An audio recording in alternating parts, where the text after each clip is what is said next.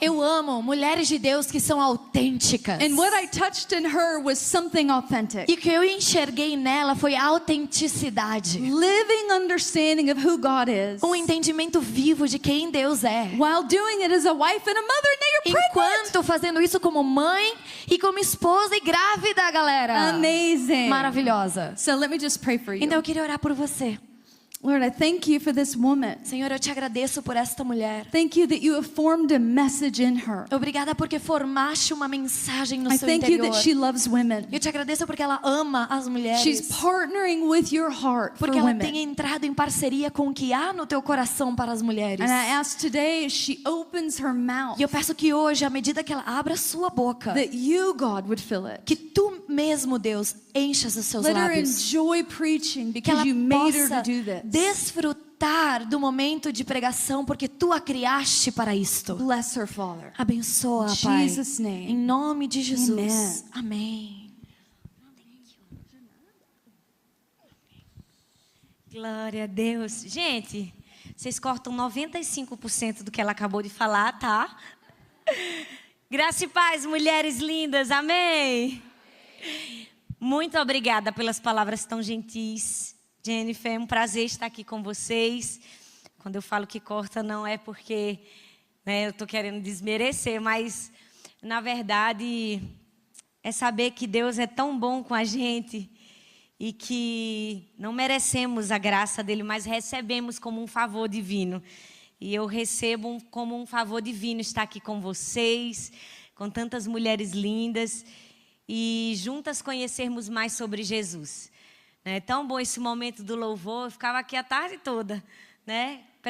O ambiente já está todo preparado para recebermos aquilo que Deus tem para nós. E eu quero dizer que é um prazer estar aqui com vocês, né? Com esse povo tão lindo. Agora, eu vou dar mais uma chance para você me dar um amém como um nordestino. Porque eu sou nordestina, entendeu? E nordestino é animado, tá bom? E eu falei assim, graça e paz, mulheres, e vocês fizeram amém. Então você vai dar o amém mais bonito que você puder, tá bom? Vamos lá? Graça e paz, mulheres, amém. Amém. Viu? Agora vocês deram um amém de nordestino. Então eu peço que vocês participem como nordestino da mensagem também. E falem aleluia, glória a Deus, em alguns momentos para eu conseguir beber minha água, tá bom, gente? Eu queria me apresentar, me chamo Thalita, sou pastora na Igreja do Amor em Paulista, Pernambuco, no Grande Recife. E sempre antes de ministrar, eu gosto de, já que você vai ouvir, né, um pouco, eu acho que você precisa saber sobre mim. Eu acho que aquilo que me credibiliza é a minha casa, a minha família. Então, vou apresentar a vocês minha família. Vai aparecer aí nesse telão bem maravilhoso. Mas também vamos esperar um pouco, se não aparecer... Ah, apareceu, olha aí. Essa é minha casa, eu sou casada há 14 anos com o pastor Arthur. E tenho essas duas meninas tão lindas. Gente, a gente vê elas rindo assim, ó, pulando. Oh, Deus. Ninguém imagina aquelas arengas, né? Vocês sabem o que é arenga? Ai, meu Deus, que briga. Entendeu? Que a gente deu 4 chocolates para cada uma poder tirar essas fotos. Eu tô brincando. E tenho mais uma aqui na minha barriga, Helena, porque eu fiz as meninas superpoderosas. Faltava uma para completar o trio, aí Helena vai chegar. Daqui a pouco eu tô com 6 meses. E é isso. Também quero apresentar a minha casa. Se você quiser conhecer um pouco mais sobre o nosso ministério, é só acessar as redes sociais, que é o próximo. E a minha igreja, chama Igreja do Amor, e tem um canal no YouTube, se você quiser ouvir algumas palavras para abençoar seu coração. Mas eu sempre falo que se você não puder ouvir nenhuma, é só escolher uma.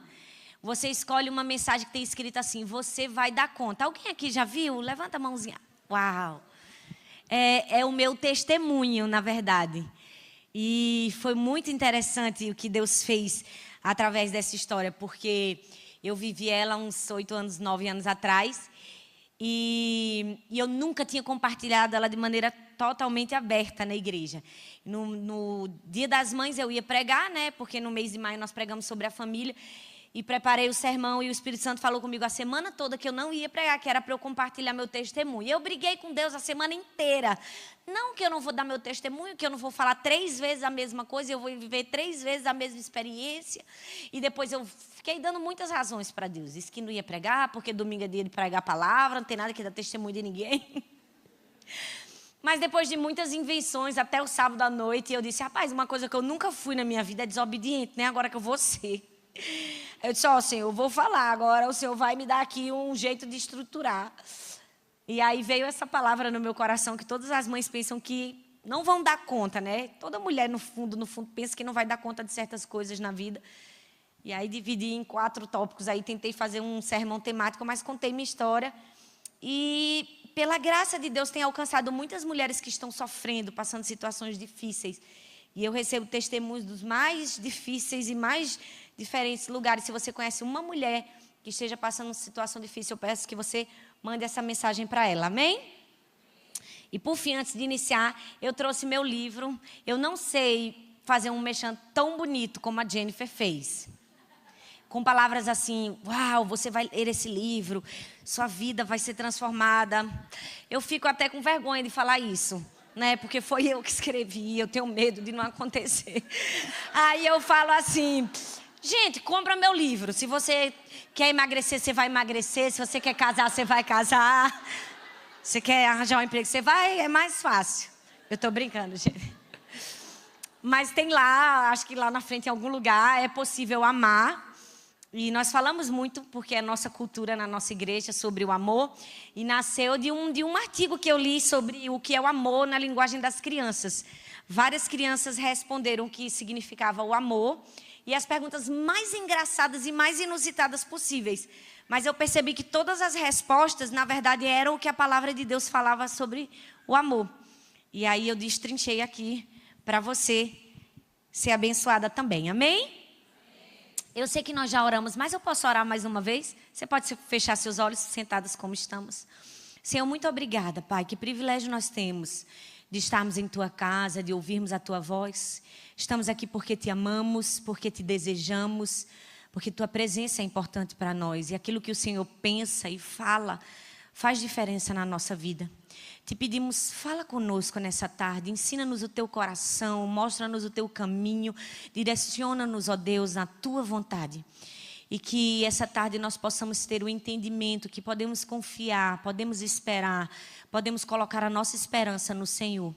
Nós Te damos a honra, nós Te damos a glória e o louvor no nome de Jesus. Amém, amém? Abra sua Bíblia, por favor, no livro de Romanos, capítulo 15. O verso de número 13, nós vamos ler o texto, né, base aqui da conferência de vocês. E me foi passado exatamente isso. Ontem eu estava descansando e meditando um pouco nesse texto. A esperança, né, é o que nos faz permanecer. Vamos falar sobre esperança. E falar sobre esperança é falar sobre Jesus. Então, a gente está bem demais, não é? Romanos 15, 13 diz assim que o Deus da esperança os encha de toda alegria e paz por sua confiança nele, para que vocês transbordem de esperança pelo poder do Espírito Santo. Eu não sei se você, como eu, já assistiu alguns programas de televisão que passam aquelas propagandas de equipamento fitness, né? De academia e de esteira e aqueles pezinhos. E geralmente naquelas propagandas tem as mulheres mais lindas, com as barrigas mais trincadas da face da terra, né? E elas estão levantando um peso enorme, parece que elas não estão fazendo nada. Parece que é muito fácil, não é? E elas são muito magras, zero gordura. E eu tenho a impressão, mesmo que ingenuamente, que eles colocam esse tipo de mulheres para pensar que se nós comprarmos aquele equipamento, nós vamos ficar igual a elas. Mas a verdade é que não basta só comprar o equipamento, nós precisamos usá-lo. E usar muito para ficar do jeito que elas estão. E a fé é a mesma coisa, não basta a gente ter fé, nós precisamos usá-la. A esperança é a mesma coisa, não basta a gente ter esperança, nós precisamos perseverar em esperança. E é sobre isso que vocês estão estudando aqui, nós estamos estudando aqui. Perseverar em esperança. Não adianta a gente ter o equipamento se a gente não usa. Nós precisamos ter esperança e usar a esperança no nosso dia. Nós precisamos perseverar em esperança. E muitas vezes a gente acha que não tem uma fé grande, acha que não tem muita esperança e por isso se esquece, se esquiva de perseverar, mas na verdade a pequena que temos, se usarmos, nós vamos torná-la grande. Com certeza essas mulheres que ficaram com aquela barriga lá, toda cheia de músculo, fazendo toda sorte de inveja para a gente, elas usaram e não começaram daquele jeito. Com certeza deveria ter muitas gordurinhas aqui, mas elas perseveraram. E a esperança também precisa ser assim na nossa vida. Para alcançarmos resultados, precisamos perseverar em esperança. E hoje eu quero falar sobre 3 atitudes que nos ajudam a perseverar em esperança. 3 comportamentos que vão nos permitir viver de maneira esperançosa e fazer da alegria, da paz, como diz Romanos, a nossa vida, o nosso estilo de vida. E a primeira delas é que nós precisamos nos livrar das preocupações. Uau, parece tão simples, né? E é simples, na verdade. O que importa é que nós precisamos cumprir as coisas simples. O evangelho é simples. Jesus é simples. Mas a Bíblia diz em Filipenses 4:6, diz assim: não andeis ansiosos por coisa alguma. Antes, em tudo, sejam conhecidos os vossos pedidos diante de Deus pela oração, com súplicas de ações de graça. Algo completamente oposto à fé e à esperança é a preocupação. E venhamos e convenhamos, mulher é PhD em se preocupar. A gente se preocupa se vai casar, né? A gente se preocupa se vai arranjar um emprego. A gente se preocupa se nós vamos ter filhos. E mais, nós nos preocupamos por coisas tão menores. Quem é mãe se preocupa se o filho vai comer o lanche que colocou na lancheira da escola. Não é verdade? Quem nunca passou a tarde pensando, será que Sara lanchou? Será que Laura lanchou? Esses dias eu me peguei me preocupando se o todinho da minha filha ia descongelar. Porque elas não tomam essas coisas em casa, eu não dou. Então, só na sexta-feira. E aí eu disse, não, eu vou dar um todinho para ela hoje. Ela vai ficar muito feliz de tomar um todinho. E eu disse, eu vou deixar congelado, porque esse negócio é ruim, quente, não é? Porque aí ele fica um pouquinho descongelado, ela leva. Quando chega na hora do lanche, ele vai estar bem geladinho, eu pensei. E daqui a pouco eu estava em casa, meu Deus, será que o todinho descongelou? Será que quando ela for tomar, ela vai conseguir tomar? E depois eu pensei, meu Deus, eu estou me preocupando se um todinho está descongelando. Porque mulher, infelizmente, tem essa tendência para preocupação. E sabe, o diabo está sempre nos rodeando de preocupação, porque ele quer roubar a nossa fé e a nossa esperança. Então, por que nós precisamos nos livrar das preocupações? Porque se preocupar é uma perda de tempo. É uma perda de tempo, é uma perda de energia. Por quê? Porque não muda as circunstâncias. É ignorante se preocupar, não é falta de inteligência da gente. Porque se nós nos preocupássemos e aquilo mudasse em alguma coisa, bem, eu ia me preocupar, valer. Mas nenhuma preocupação produz mudança de circunstância na nossa vida. Muito pelo contrário, produz tormento na nossa vida. Então nós precisamos parar de nos preocupar, livrar-se das preocupações. Por quê? Porque não vai mudar nada. E já é provado que a maioria de todas as doenças e de todos os problemas físicos e emocionais vem de preocupações desnecessárias que nós temos. Nós já acordamos nos preocupando que a gente vai comer no café, no almoço, na janta, se vai dar conta de fazer todas as atividades que a gente tem no dia. E isso termina liberando até toxinas que preparam o nosso corpo para doenças. Por quê? Porque esse é o mal do século, é a ansiedade. A gente está muito preocupado, muito perturbado com coisas tão pequenas. E sem querer nos vemos depressivas, angustiadas, síndrome do pânico, desespero, sem causa. Mas na verdade a causa é o excesso de preocupação. Nós não podemos nos preocupar. Por quê? Porque não muda as circunstâncias. Mas também, por quê? Porque se preocupar nos impede de confiar em Deus. Todas as vezes que nós nos preocupamos, na verdade nós estamos pecando em confiar que Deus cuida de nós. Em confiar que Deus tem o controle de todas as coisas na nossa vida. E nós estamos sendo auxiliares de Satanás no nosso tormento. Porque é isso que o diabo faz. Ele fica tormentando a gente com preocupações. Será que meu marido vai voltar para casa? Né? Será que um dia isso vai acontecer comigo? Será que meu filho vai voltar para os caminhos do Senhor? E ele fica nos atormentando e nós estamos trabalhando com ele. Nós estamos permitindo e nos atormentando também. E nós precisamos nos confiar em Deus.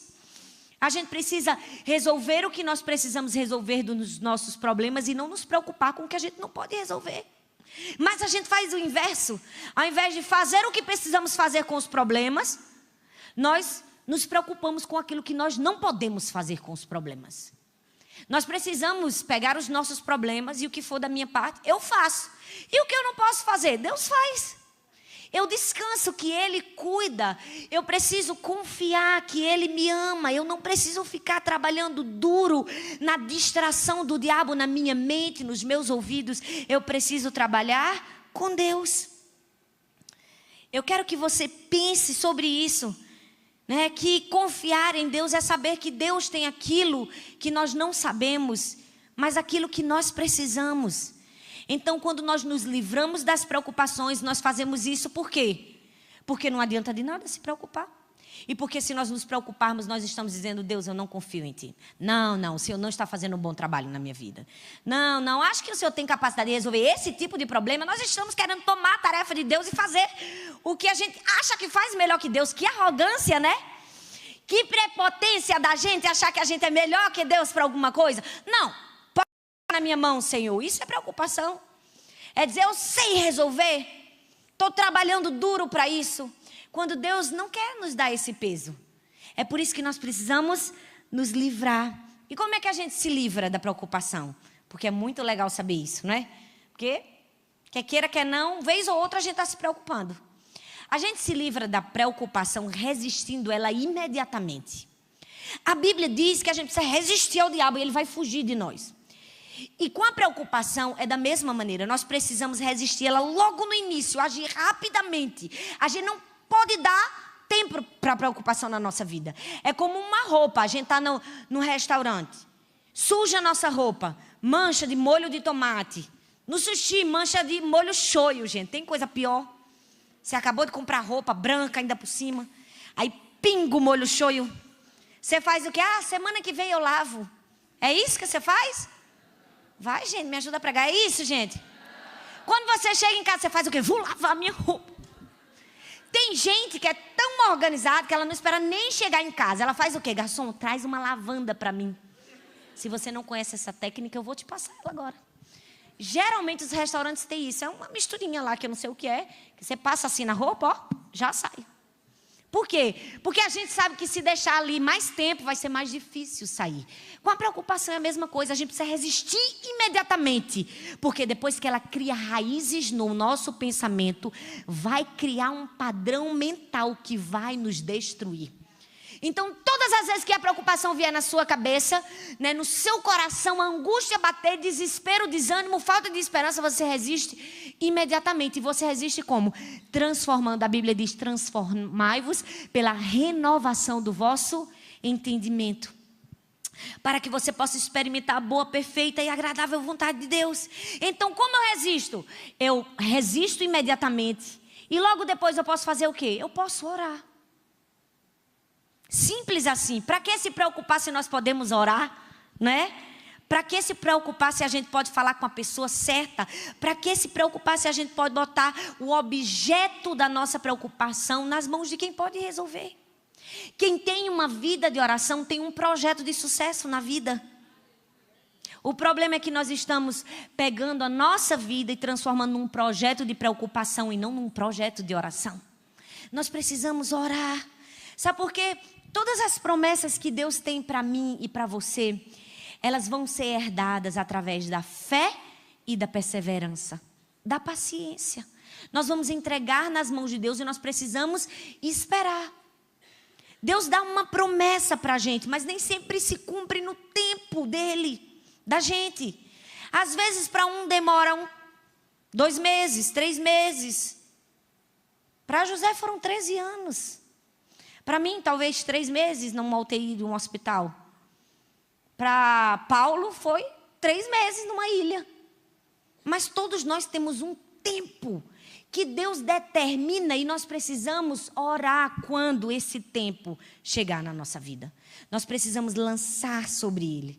E não somente orar. Além de resistir e orar, nós precisamos adorar. Eu creio que a adoração é uma arma secreta tão poderosa para aliviar nossa mente, nossa alma de toda preocupação, de toda instabilidade emocional, de todo desânimo, de toda desesperança. É como se nós estivéssemos dizendo para a nossa alma, não. A preocupação, ela cria uma oportunidade do inimigo nos atormentar, mas a adoração, ela nos leva para um lugar de paz, de segurança, de esperança. Então, todas as vezes que você se preocupa, você está no lugar do tormento. Mas quando você tem um problema e ao invés de se preocupar, você adora, você está no lugar de paz. Você está no lugar de esperança. Você está no lugar de acolhida, de amor. A adoração te leva a esse lugar. Então, quando você passar os piores dias da sua vida e as piores aflições, você vai para onde? Você vai para o lugar da adoração. Você vai para o lugar onde a graça de Deus não é somente um favor para você, mas é também um poder para você. É também algo que te empodera, que te capacita, que te dá força para você seguir em frente. Esse é o lugar da adoração. Às vezes a gente acha que a gente tem que adorar a Deus quando tudo está bem. Deus, obrigada. Ai, Jesus, tu és maravilhoso. Tudo está bem. Não. São nos momentos mais difíceis que nós precisamos entregar a Deus um sacrifício de adoração. E aí a esperança renova no nosso coração. Você vai ver, há um poder muito forte nisso. E a gente não precisa ter a voz maravilhosa, perfeita, doce e tremenda da Laura para fazer isso. Você pode ser como eu, desafinada, desentoada, todos os dias da vida, triste. Só Jesus recebe seu louvor. Glória a Deus. Que é só Ele que precisa receber. Porque o meu, às vezes, eu tenho uma impressão que nem Ele recebe, mas eu só sei que Ele recebe, porque vai para Ele como perfume, que eu acho que se fosse como nota musical não subia. Sinceramente, gente, quem compartilha comigo aqui dessa experiência? Olha, eu não estou sozinha. Glória a Jesus. Gente, Jesus me ama. Eu sei que Jesus me ama quando Ele recebe meu louvor. Eu tenho certeza. Às vezes eu estou cantando, meu marido fala, você está querendo falar alguma coisa? Eu disse, Jesus está recebendo. Não é? E eu me lembro que eu tive muitas experiências de esperança, adorando, resistindo e orando. Sua esperança vai se renovar quando você orar, adorar e resistir às preocupações. Eu passei a minha primeira gestação, quem escutou meu testemunho, muita gente aí ouviu, e eu fiquei 3 meses de uma UTI no hospital. Gente, eu passei as piores experiências talvez que uma mãe pode passar a respeito de um filho. Eu tinha feito tudo certo na minha vida, cresci nos caminhos do Senhor, entreguei minha vida, abri mão de tantas coisas, casei certo.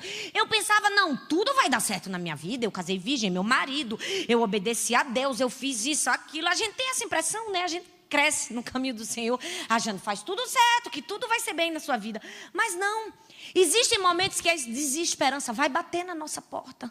O dia mau também pode bater, mas é nesses momentos que nós vamos mostrar em quem está a nossa esperança, porque é muito fácil ter esperança quando tudo está bom, não é? Quando a nossa conta está cheia para a gente pagar todas as contas, e quando a gente casou e foi o casamento mais lindo, e quando os nossos filhos não gritam, não jogam o prato no chão. Mas quando tudo está mal é que nós mostramos em quem está a nossa esperança. E eu me lembro que eu fiquei, esses 3 meses, foi uma escola de Deus para mim. Sabe, eu acredito que eu amadureci em 3 meses o que talvez as pessoas amadureceriam em 30 anos. Porque eu ouvi os piores diagnósticos que uma mãe pode ouvir sobre um filho. A gente ouve que o filho está com bronquite e a gente já se aperreia. Né? Com uma doença assim, imagina se o médico olhar na sua casa e dizer, sua filha é cega, sua filha tem espinha bífida, ela nunca vai andar, sua filha tem bexiga neurogênica. E eu vi minha filha sofrer, e eu passei os piores momentos da minha vida. E eu me lembro que, sabe, uma arma poderosa de Deus para me trazer esperança era isso. Nem todos os momentos eu podia ficar na UTI, porque quando tinha intercorrência, eles tiram os pais, né? Tira a mãe da sala da UTI. E todas as vezes que eles me tiravam da sala do UTI, que eu não poderia estar na sala do UTI, eu não gostava de ficar no pátio, porque ali era muita gente, e você fica, né, naquele sofrimento. Eu ia para a escada do hospital. E a escada do hospital era meu lugar secreto com Deus.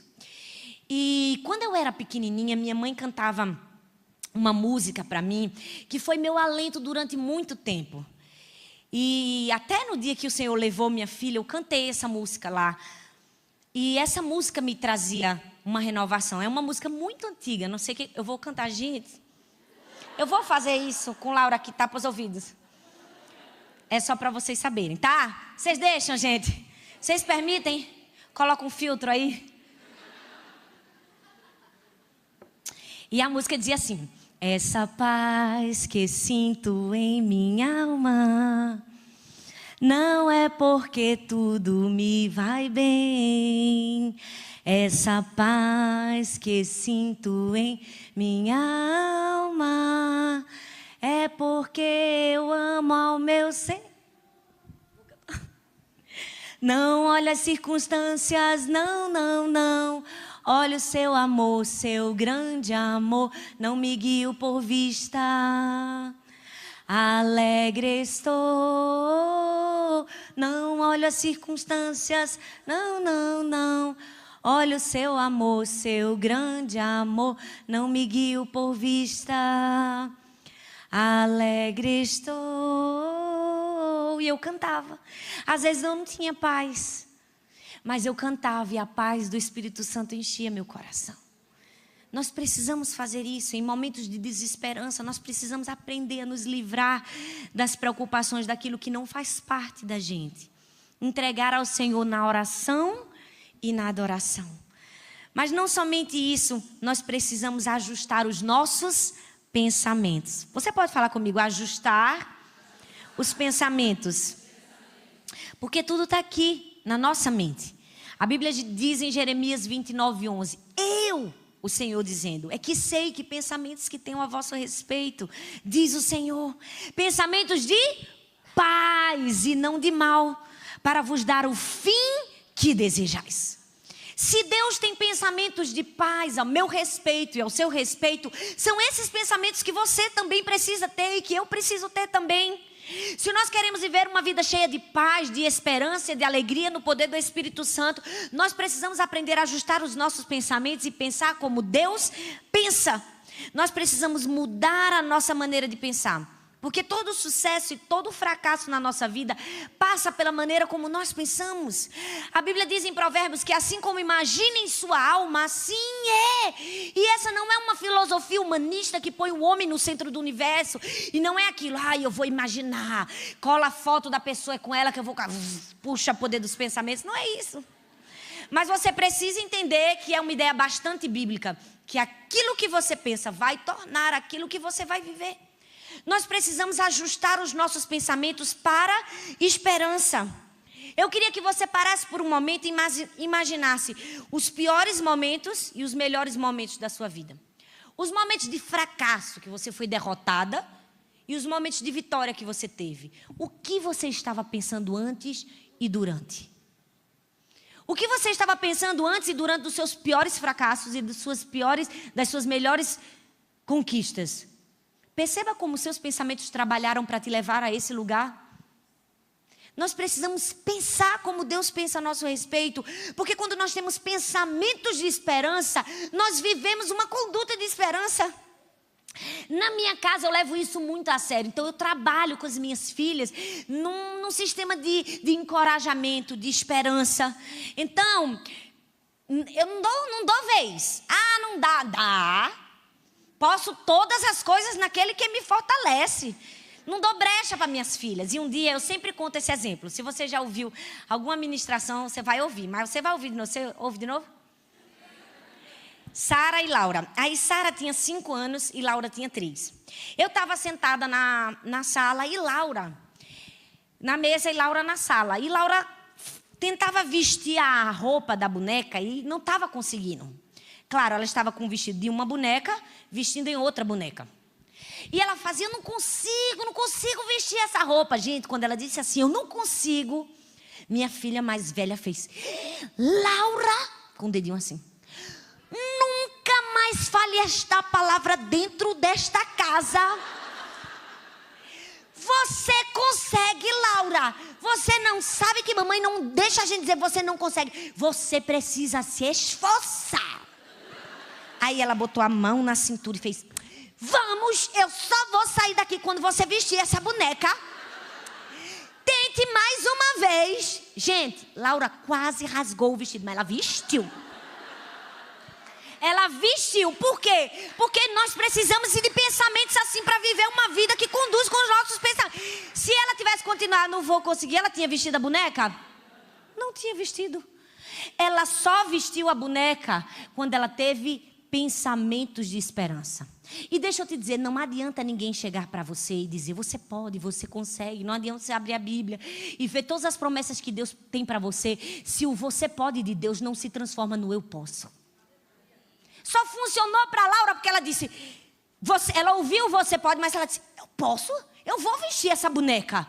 Ela tomou posse, ela trouxe para si a palavra de esperança. Nós precisamos fazer isso. A gente tem que aprender a internalizar.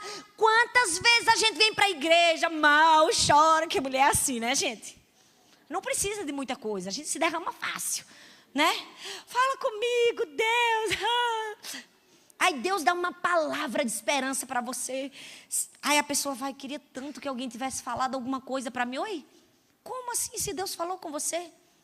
Às vezes nós estamos ouvindo as palavras de esperança e de encorajamento de Deus, mas nós não estamos transformando ela em vida. Não adianta de nada Deus olhar para mim e para você e dizer que você é preciosa, que você é da realeza, que você é filha. Se você não diz, eu sou preciosa, eu sou da realeza, eu sou filha. Não adianta de nada. O problema é que nós sabemos que somos filhas, mas temos tratamento de escrava conosco mesmo. A gente sabe que é filha, mas se comporta como escrava, gente. Mefibosete, a Bíblia diz que ele era o quê? Linhagem real, ele era neto de Saul, filho de Jonatas. Ele tinha direito ao quê? Herança. Ele era da linhagem real. Mas ele estava escondido em Lodebar. E a Bíblia diz que Lodebar é um lugar de pastagem. Você imagina numa sociedade agrícola, lugar de pastagem. É lugar de quê? Miséria.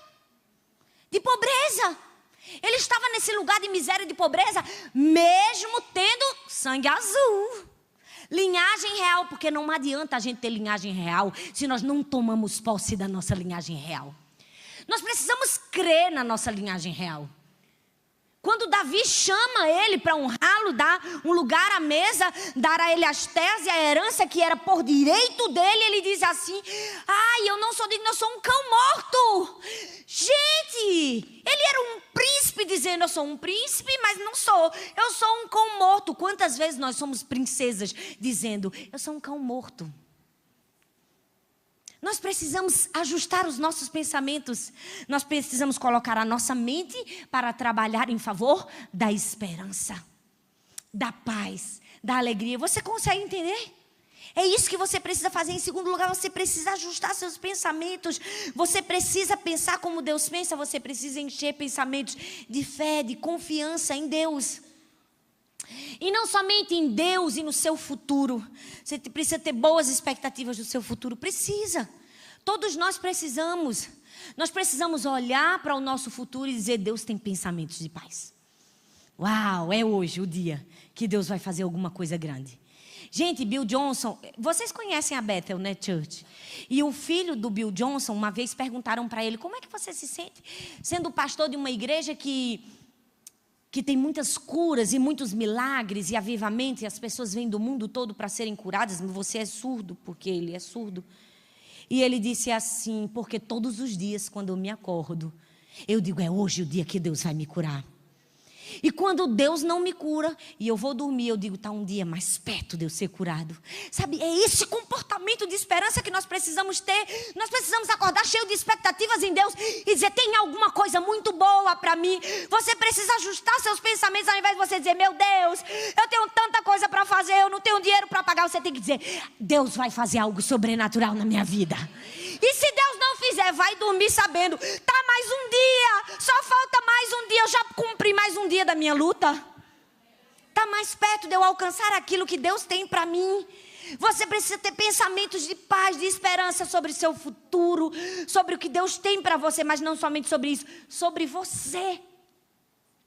Você precisa ter pensamentos de esperança ao seu respeito. E isso não é orgulho. Orgulho é pensar que você é melhor do que os outros. Não que você é boa. Porque Deus não faz nada ruim. Quando Ele fez o homem, Ele disse, é muito bom. Eu não só disse que era bom. Então você é algo muito bom feito por Deus. Todas as vezes que você se sente inferior, você está indo contra a criação de Deus. Você está dizendo, não fez alguma coisa boa. Não fez certo. Nós precisamos ter orgulho de quem nós somos. Um orgulho bom, se eu posso usar essa expressão, essa palavra. Nós precisamos ter pensamentos de paz ao nosso respeito. Porque foi Deus quem nos fez. E quando nós brilhamos, quando nós somos grandes, nós estamos fazendo de Deus grande. Mas a maioria das mulheres se concentram naquilo que está errado nelas, ao invés de concentrar naquilo que está certo. Eu não estou dizendo que você vai abrir mão dos seus erros e não trabalhar nas suas falhas, não. Mas eu estou dizendo que o foco tem que ser para os seus acertos. Você precisa olhar para o que Deus te deu de bom, para o dom que Ele colocou em você. O apóstolo Paulo diz para Timóteo, não descuide do dom que há em você. Não faça pouco caso daquilo que você recebeu. Deus olha para mim e para você hoje e diz, não faça pouco caso do dom que Deus colocou na sua vida. Ah, mas eu não sei qual é o teu dom. Vai buscar a Deus que Ele te mostra. Minha filha, nem que seja fazer um bolo de fubá. Mas alguma coisa boa Deus colocou em você. Colocou ou não colocou? Colocou ou não, mulheres? Então, vamos trabalhar com o que a gente tem. Nós precisamos ter pensamentos de paz ao nosso respeito, porque o diabo vai querer o tempo todo que a gente tenha os piores pensamentos sobre nós mesmas. E ele vai usar pessoas amargas para isso. Ele vai usar pessoas amargas. Gente que não tem amor próprio. E gente que não te ama para dizer que você não tem valor. Você precisa ter discernimento para saber qual a voz que você está ouvindo. Se é a voz do diabo ou se é a voz do seu Deus. O que é que Deus diz a seu respeito? É isso? Ai, gente, sabe qual é o maior problema da gente? A gente dá mais atenção que as pessoas dizem do que o que Deus diz sobre nós. A gente está preocupado com o que a pessoa da igreja vai dizer, o pastor, o marido, a cunhada, a sogra, a enteada, a vizinha. A gente se preocupa até com quem nem conhece a gente, percebeu? A gente posta alguma coisa depois, meu Deus, será que vão me interpretar mal? Quem nunca desligou o telefone e ligou, não, será que ele vai ouvir? Não é? Porque nós nos preocupamos excessivamente com o que as pessoas pensam e deixamos de dar atenção ao que Deus pensa. O que é que tem valor na nossa vida? É o que Deus pensa sobre nós. E nós precisamos valorizar o que Deus pensa ao nosso respeito. Nós precisamos mudar a maneira de pensar. Às vezes a gente transfere para Deus problemas que a gente tem com as pessoas.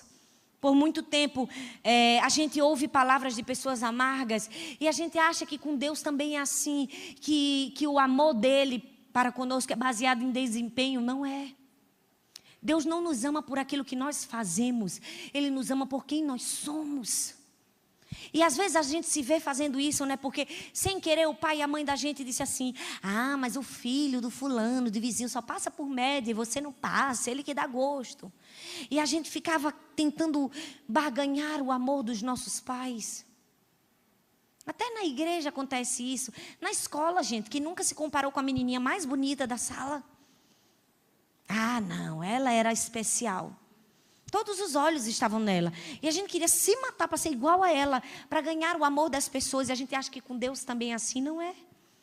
Deus não nos ama pelo nosso desempenho, por aquilo que nós fazemos. Ele nos ama simplesmente por quem somos.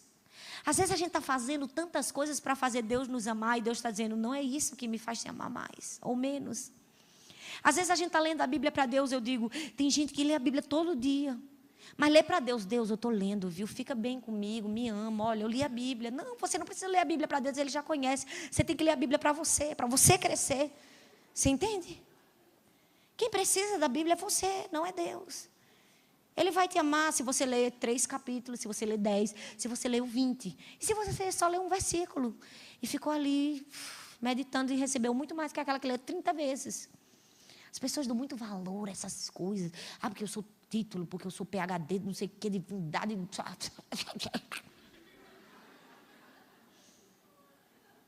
Ai, Deus amassa tudo e joga no lixo. Se for útil para a glória de Deus, Ele não vai jogar, não. Mas eu acho que Ele não ia querer que a gente ficasse falando também, não. Nós precisamos entender que Deus nos ama por quem nós somos. E é isso que precisa estar na nossa cabeça. A gente fica se martirizando porque a gente diz, Deus, não mereço, não mereço. Fiz tudo errado, estraguei tudo. Não, a gente não estragou. A gente pode mudar a nossa conduta. A gente pode ter estragado o comportamento, mas o amor de Deus por nós nunca vai mudar. Então, o que você precisa fazer para ter uma vida de esperança? Se livrar das preocupações e ajustar os seus pensamentos. Para ter pensamentos de esperança, o Salmo 39 é um dos que eu mais gosto desse versículo. Salmo 39, 7 diz assim, eu, Senhor, o que eu espero? Tu és a minha esperança. O salmista diz, a quem eu devo esperar? O que eu devo esperar? Aí logo ele diz, Deus é a minha esperança. Ah, então eu tenho que esperar muitas coisas boas de Deus. Minha filha, se Deus é a sua esperança, você tem que pensar o melhor possível. Você tem que ter preocupação? Não. A quem eu devo esperar? A minha esperança está em ti. Quando a gente fala de esperança, tem um ditado que diz assim, a esperança é a última que morre. É bonito, né, gente? Mas não está certo. Porque a esperança nunca morre. Ela não é a última que morre. Ela não é que fica se matando para chegar no fim, não. A esperança não morre. E toda área na nossa vida que está sem esperança, ela está sobre a égide de uma mentira. Qualquer área da sua vida que não tem esperança, é porque ela está sendo guiada e pautada sobre uma mentira. Porque o que você deve esperar, a sua esperança está em Deus. Nossa esperança não está nos homens e nas coisas falíveis, está no próprio Deus que não erra. Cada dia mais eu tenho aprendido a ser menos realista. O mundo fica dizendo, você tem que ser realista. Você não tem que ser realista. Deus não me chamou para ser realista, Deus me chamou para viver no sobrenatural. Então eu não quero ser realista. Eu quero ser uma mulher de fé e de esperança. Ah, não, vamos... Não sei se você já ouviu esse discurso. Vamos pensar de forma realista para se não acontecer a gente não levar um baque. Estou nem aí. Posso levar um baque lá de cima. Eu prefiro ter esperança. Eu não fui chamada para ser racional. Eu fui chamada para o sobrenatural. Eu fui chamada para a fé. Você também foi? Você pode dar um glória a Deus por isso para eu beber minha água?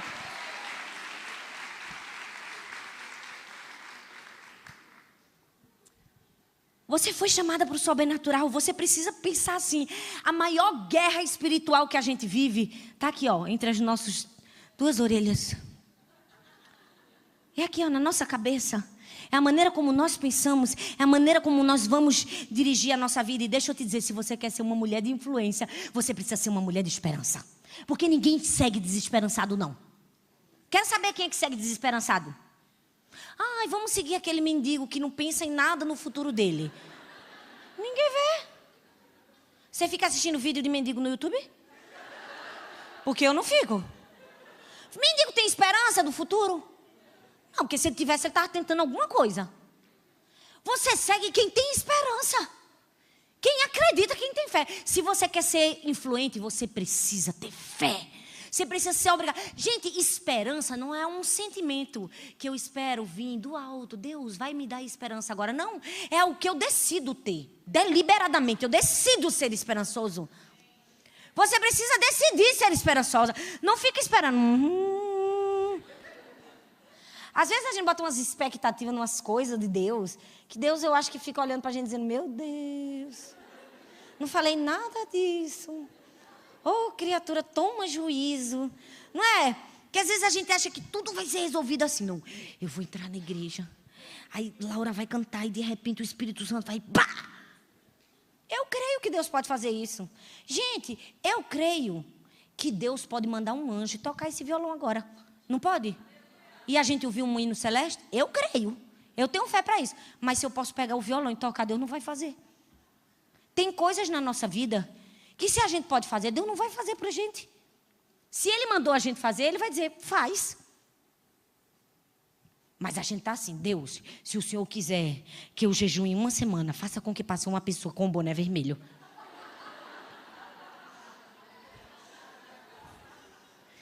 Não faz Deus de menino. Amém? Ajusta seus pensamentos para ter pensamentos de esperança. E não somente de esperança, pensamentos de paz, o texto de Romanos diz. De paz e de alegria. Você precisa ter pensamentos de paz. Pensamentos de paz. Salmo 34, versículo 14 diz: afaste-se do mal e faça o bem. Busque a paz com perseverança. Quem é que busca a paz? Somos nós, não é a paz que vem pra gente não, fazendo yoga. Somos nós que buscamos a paz. Mas a gente não está buscando a paz. Quando a gente faz uma tempestade num copo d'água. Quando que por causa de um problema tão pequenininho a gente deixa a nossa paz ir embora. A gente precisa da nossa imaginação para Deus. Já percebeu que a gente se perturba por coisas tão pequenas? Tão pequenas. Uma coisa que eu escuto muito, que mandam mensagens para mim, é o seguinte. Todo mundo que escuta meu testemunho faz: pastora. Às vezes as pessoas acham que é porque eu sou nordestina, eu sou assim, né? Eu falo assim, aí o povo, ai meu Deus, eu levei uma surra de mangueira. Esses dias uma moça mandou para mim. Eu assisti sua pregação, eu levei uma surra de mangueira. Meu Deus, eu não dei ninguém. Mas aí tem gente que diz assim, depois que eu ouvi, pastor, eu percebi que eu estava reclamando de tantas coisas, nem era para eu estar reclamando assim. Às vezes Deus faz a gente ouvir umas coisas e ver algumas coisas, ou experimentar algumas coisas, para a gente dar sentido certo aos acontecimentos na nossa vida. Porque por causa de uma coisa tão pequena a gente perde a paz, não é? A gente se deixa se enfesar, se estressar. E quando tem coisas tão maiores e pessoas vivendo coisas tão piores, nós precisamos ter essa consciência. Minhas filhas, eu falo tanto que elas me corrigem. E às vezes eu digo, meu Deus, a menina está me dando uma lapada, mas glória a Deus, né? Quer dizer que eu estou ensinando direitinho. Esses dias eu fui levar a Sara na escola. Aí, quando eu fui levar ela, passou um carro que eu acho lindo, que é aquele Mini Cooper. Aí eu disse, gente, eu acho esse carro tão lindo, eu queria um carro desse. Eu disse, mas é só porque eu acho bonitinho, porque para mim não tem isso de ser caro, de ser marca. Eu não entendo, não sei nem se o carro é bom, mas só sei que ele é bonitinho, porque tem uma faixa branca assim, vermelho, não é lindo? Quando eu disse isso, minha filha olhou para mim e fez, mãe, seja grata pelo carro que você tem. Aí Sara, é verdade, mamãe está errada. Mamãe queria um Mini Cooper, mas mamãe vai agradecer que está andando no carro, né? Tem tanta gente no ônibus. Nós precisamos mudar a perspectiva para ter pensamentos de paz, pensamentos de alegria. A gente não pode levar as coisas com tanta seriedade como a gente leva às vezes, né? Tem gente que diz, poxa, pastora, a senhora é pastora, a senhora é tão animada, né? A senhora é tão alegre. Meu Deus, pastor tem que ser triste. Não é? Tem uns estereótipos que lançam com a gente, né? Que a gente tem que ser, pastor tem que ser barrigudo, né? E não pode se cuidar, e tem que ser feio, e tem que ser brega. Não, gente. A gente é filho de Deus. A gente tem que ser feliz. Vira para a pessoa que está do seu lado e diz, se alegre, minha filha. Você tem motivo. Vamos dar uma gargalhada aí para Jesus. Tenha pensamentos de paz, de alegria, de esperança, ajusta. E por fim, era para fazer assim. Só para... Estou brincando. Eu aprendi isso numa igreja, que toda vez que a pessoa ia pregar, e quando chegava no fim, a pessoa dizia, por fim, aí a pessoa faz, eu só vou ensinar isso lá na igreja, em todo canto. Que é legal, porque a pessoa fica com esperança. Que não foi tão mal, que não estava com sono, cansado, tomou 30 litros de café para acordar. E por fim, não precisa falar mais não, tá, gente? Além de se livrar das preocupações e ajustar seus pensamentos para ter esperança, você precisa ajustar suas palavras.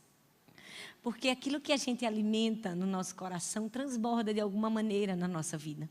Quando você se enche de esperança, ela vai sair pela sua boca, vai sair pelos seus ouvidos. Eu conheço uma pessoa desesperançada, quando ela ouve qualquer pessoa dizer, rapaz, fulano estava falando isso. Acho que ele estava falando isso aqui por causa disso, daquilo, aquilo.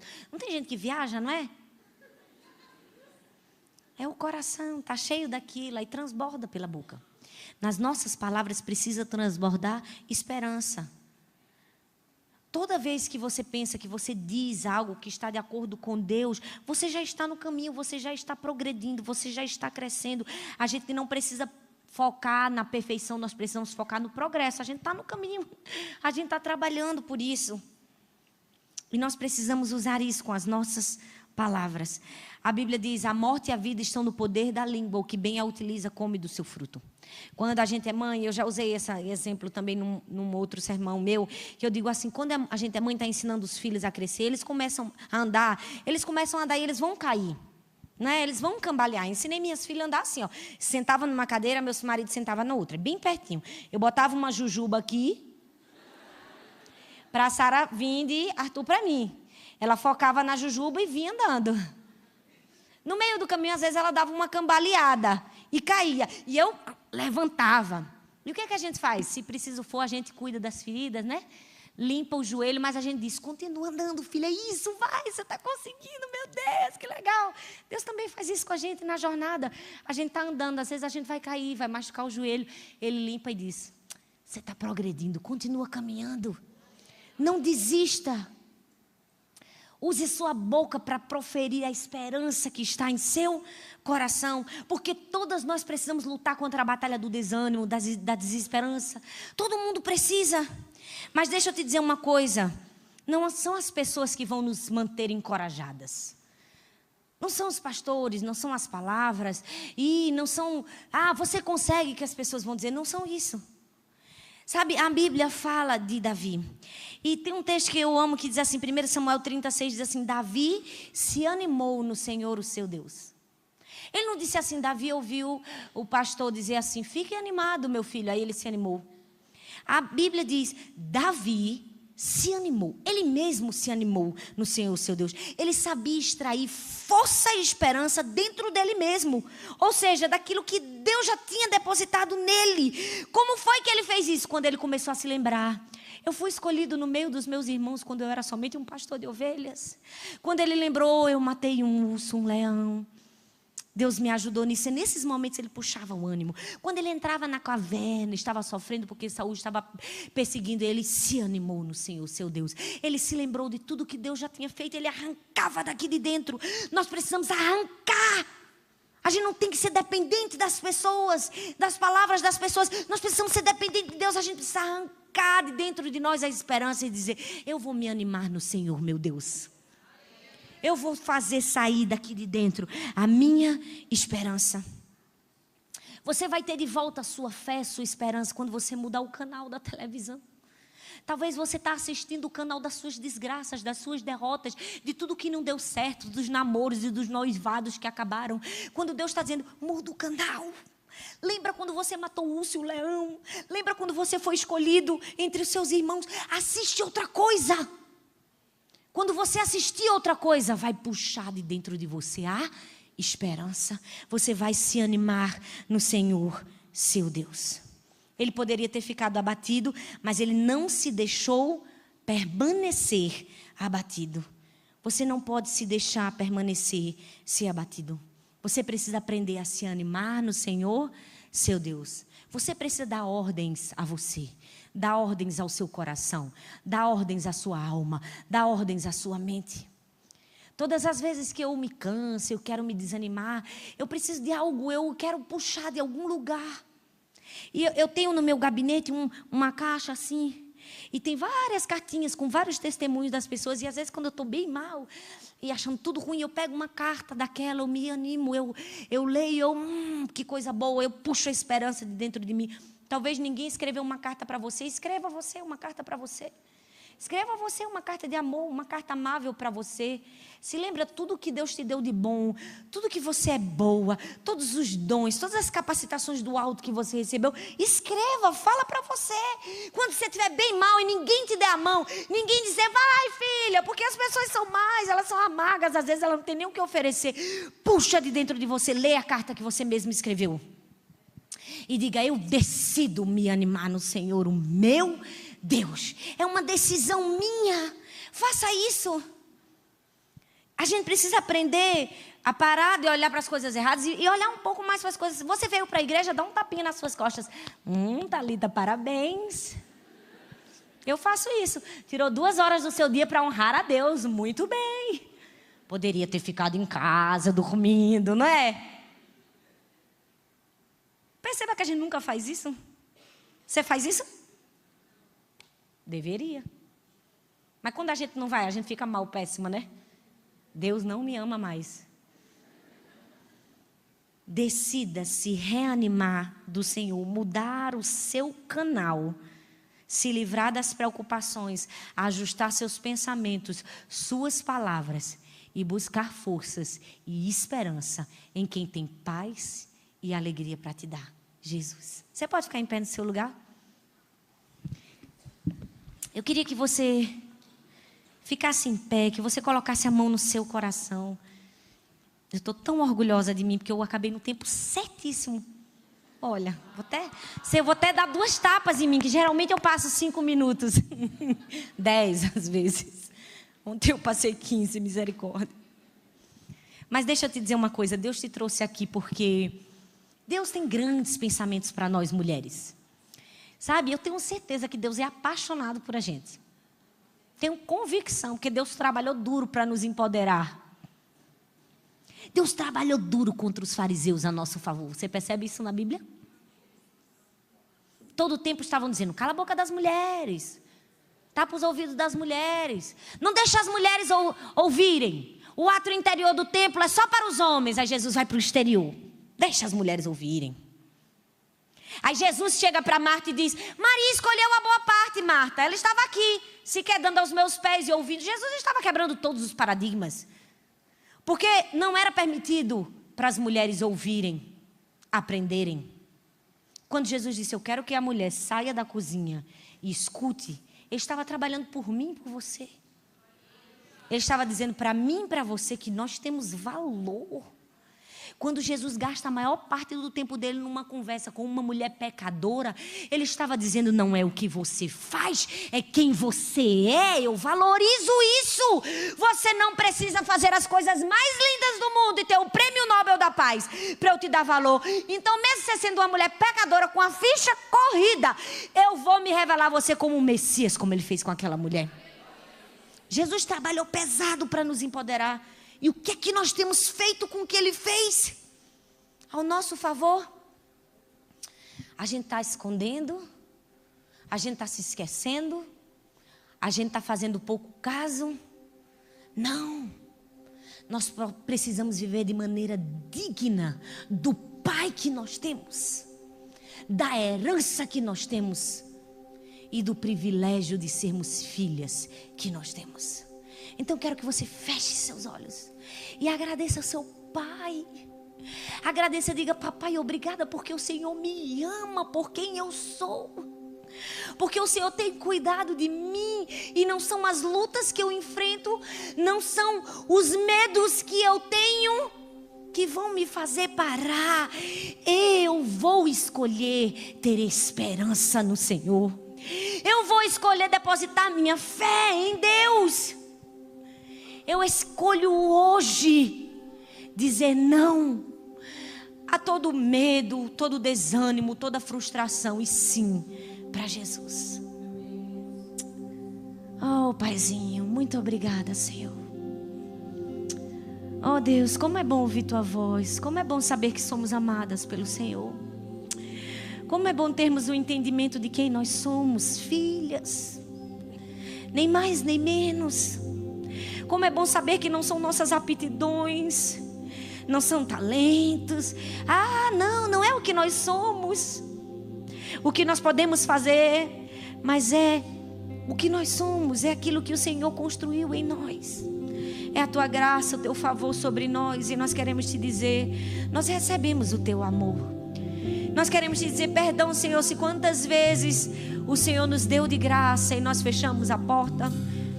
Nós não achamos merecedoras de receber esse amor. E nós nos entregamos às preocupações, aos problemas. Nós nos entregamos aos pensamentos de derrota. Mas nessa tarde nós queremos te dizer, nós entregamos a nossa mente a Ti, Jesus. Nós entregamos o nosso coração, nós entregamos a nossa alma, nós entregamos as nossas emoções ao Teu controle. Nós dizemos, nós decidimos, nós fazemos um compromisso, uma escolha. Nós vamos receber o Teu amor, nós vamos pensar sobre nós como o Senhor pensa. pensa, nós vamos viver como o Senhor vive e nós vamos cumprir cada sonho, cada promessa que o Senhor depositou e preparou para nós. Nós não vamos mais nos esconder, nós vamos brilhar, nós vamos viver tudo que o Senhor tem para nós. Porque como Davi, nós decidimos, eu vou me reanimar no Senhor. Não importa a caverna que eu esteja, não importa quem esteja me perseguindo, não importa se correntes de morte querem me matar, eu decido, Senhor, eu decido pôr a minha esperança no Senhor, eu decido acreditar que o Senhor faz milagres. Se o Senhor leva uma filha e me faz sepultar, o Senhor me dá 3, porque o meu Deus é o Deus da esperança, e eu sou filha da esperança. A minha esperança está em ti. O que eu devo esperar? A minha esperança está em ti.